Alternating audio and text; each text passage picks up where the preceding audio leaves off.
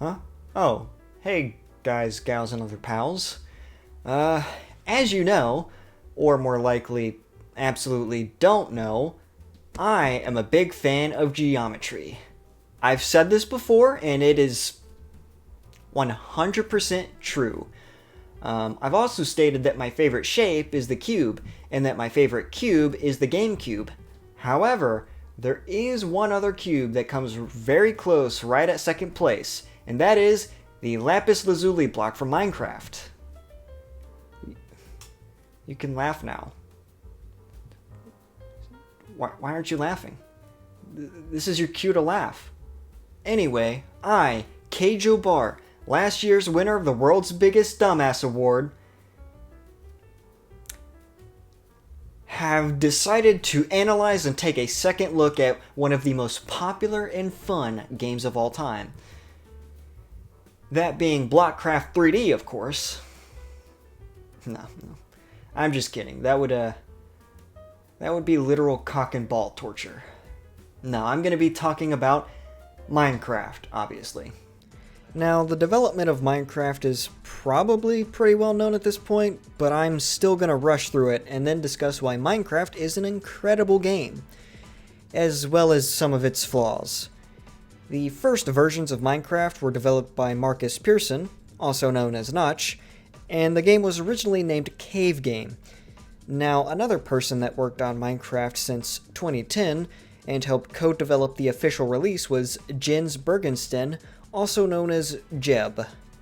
Now, there were many alphas and betas that were publicly playable, but the first official release of Minecraft was on November 18th, 2011, and since has received many updates and releases on other platforms, with many different editions of the game being made and released. The main editions of Minecraft that I'll be talking about in this video are Java, Bedrock, and Legacy editions, as those are the versions of Minecraft that are just plain Minecraft. Now, looking at the three modes, there's Survival Mode, Hardcore, and Creative Mode. Starting with Survival and Hardcore, Survival Mode really doesn't resemble much of a survival mode or survival game. It's much more of an adventure mode with survival elements.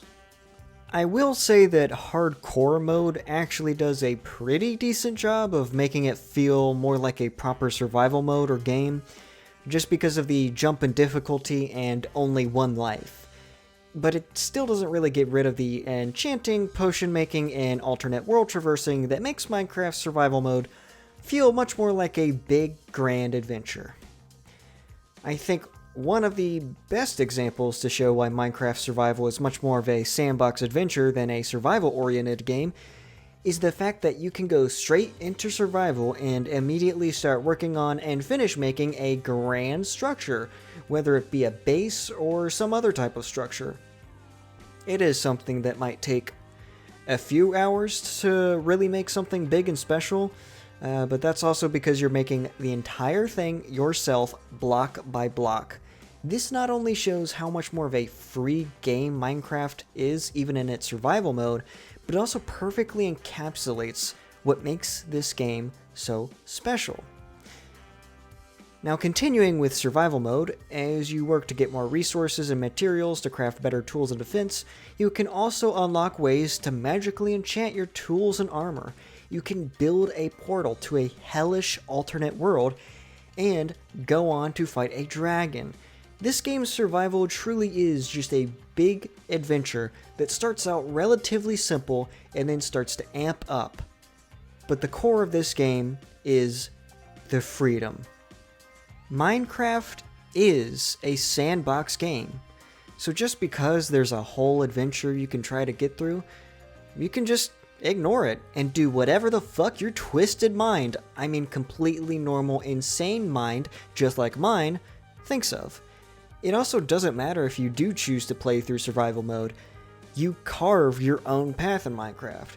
If you don't want to progress through the game's path and just build up your own world in survival, or just put it off so you can have some fun doing other things, you can. That freedom, that core element that makes Minecraft the ultimate sandbox, is also what helped it appeal to so many. You see, there's two parts to a game hitting mega popular status. The first is exposure. First, the game starts to blow up on the internet and be seen and played by literally everybody, and the second is quality. Because most games don't actually blow up unless they're good or have some good elements. I mean, I don't recall many absolute shit games blowing up in recent memory, but you can correct me if I'm wrong. Either way, though, we can all agree that Minecraft would not be one of those absolute shit games, but rather a really good one. The atmosphere of this game is quite surreal. For the most part, this world that you explore and build your life in is desolate, lonely. But there can be moments of liveliness with the animals, villages, and even knowing that these abandoned structures were once occupied at some point. What amplifies the atmosphere and tone to create an incredible and unique experience is the music. Daniel Rosenfeld, a German composer who's known as C418, created Minecraft's unique soundtrack the way he did, primarily out of the technical limitations of the game's engine, and what came out of it is truly special. The music adds to the surreal tone of the game, with ambient tracks that slowly build up. This music completely matches the atmosphere and what the world is trying to convey, and is what creates the amazing experience that, combined with the gameplay and freedom of Minecraft, leads to a game that's far more than just the joke that some people see it as. I think the atmosphere is what exalts this game to a level that can't just be written off as just a joke or just another mega popular game. No, this is an absolutely amazing game. Newer tracks in the game have been composed by Lena Rain, Kumi Tenioka, Aaron Sheroff, Amos Radi, Hyper Potions, and Fingerspit. And while these newer tracks don't fully convey quite the same level of surrealness as C418's tracks, they do still fit in quite well and do add to the atmosphere, albeit just not quite as much as C418's tracks. Now, I've said previously that there are multiple versions of Minecraft, and the first one to look at is Java Edition, as that's the edition of Minecraft that was there at launch. It's the original edition, you could say. Now, while it is the oldest version of Minecraft, and the one with supposedly less optimized code as the other main version, it is considered unanimously to be the absolute best version of it. I equate this to a few factors. It had more features and received updates quicker than other versions for a long time, giving it a good head start. It was the launch version, which meant that it was the version everyone was playing when the craze first started, and before other versions of this game even entered the picture. And it also offers a lot more content that you can add to it with the extensive amount of mods and launchers for the game, allowing you to turn the game into essentially just an entirely different game, with so much that you can just mess around with. Now, Bedrock. Bedrock Edition is the uniform version of Minecraft that was made to pretty much be the definitive main version of Minecraft. At least that seems to be how Mojang sees it.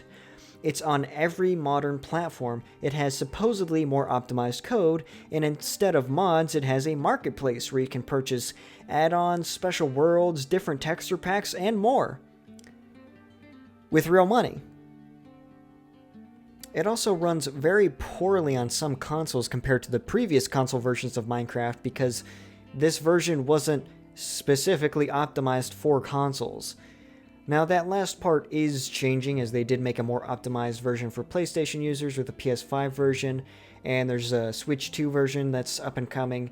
I'm not sure about Xbox right now, but anyway, after explaining some of those downsides of Bedrock Edition with the not so great performance on some consoles and the microtransactions of the marketplace, You might think that gives a clear victory to Java as the best version of Minecraft and gives a clear loss to all console versions of Minecraft. I mean, yes and no. The console legacy editions of Minecraft are the secret third option of the game that not as many people seem to remember about. Legacy Edition is the title given to all the original console versions of Minecraft before they got updated to just Bedrock Edition. And while most people would agree this doesn't fully beat Java Edition, it does put up some serious competition and provides a much more unique experience than Bedrock Edition.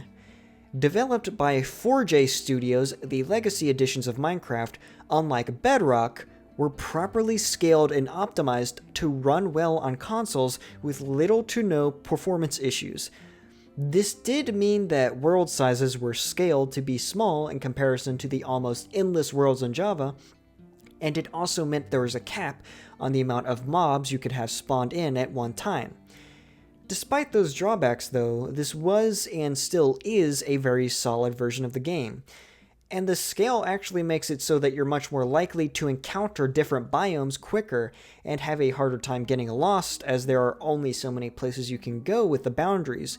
And you also got much more customization with super flat worlds, making them actually fun worlds to create.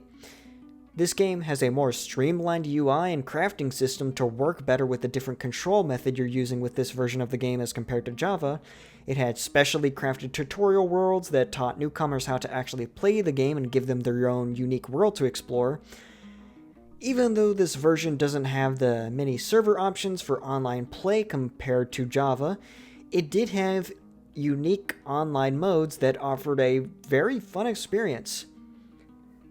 Like Bedrock, though, there is some extra monetization with many of the online battle maps, with mashup packs, texture packs, and skins. Even though the quality is more consistent than Bedrock's marketplace, if you wanted everything in this version of the game, you needed some extra change.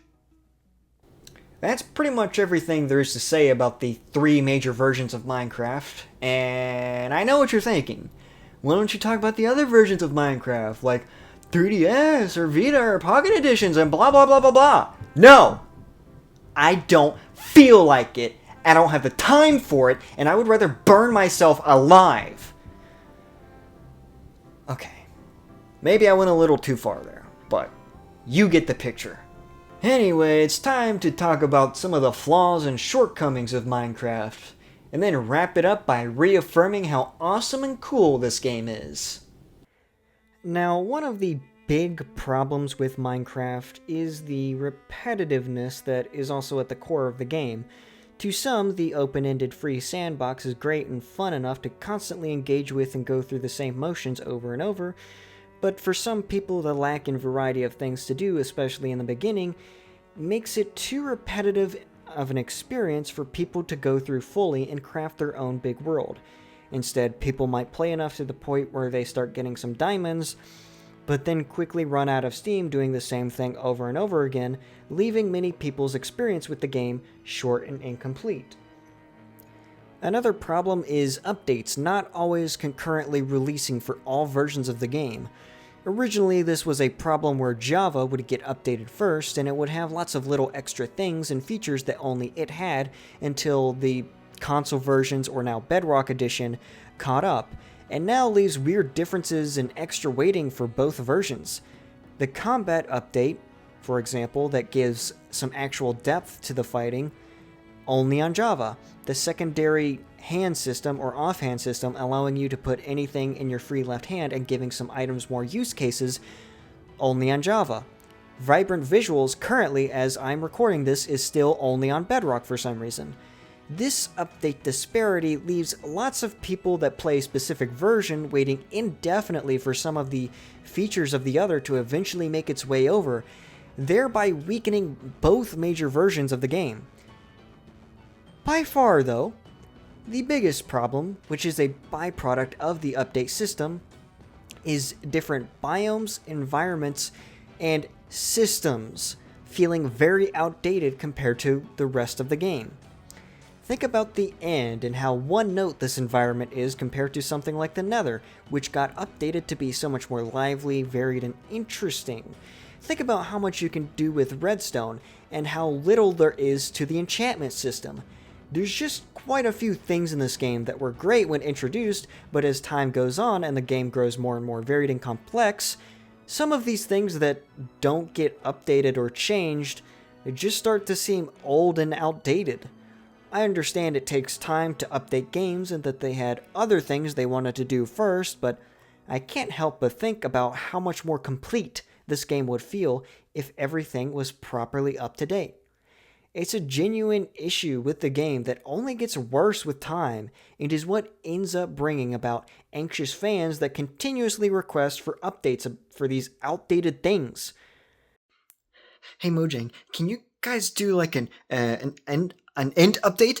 I would just like, it would be really cool, and I like really want it, and it would just be like really awesome. And if you guys did it, I would like, I think everyone in the whole Minecraft community and even outside of that, everyone just in general would just like love that kind of thing, like that kind of update. And I think it could even unite the whole gaming community. So like, if you guys just like did that, I would really appreciate it. So could you guys like please just please do it?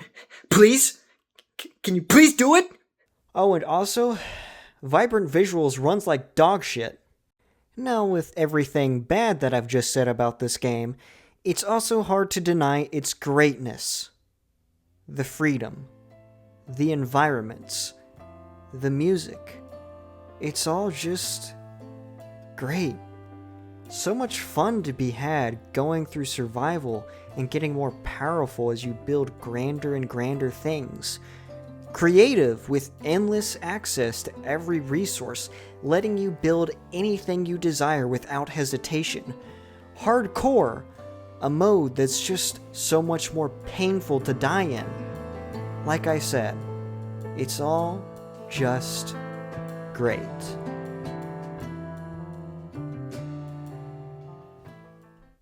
Bad news for me. I just got nominated for this year's World's Biggest Dumbass Award. And unfortunately, I think that means I'm going to go on a 2-year streak. God damn it, man.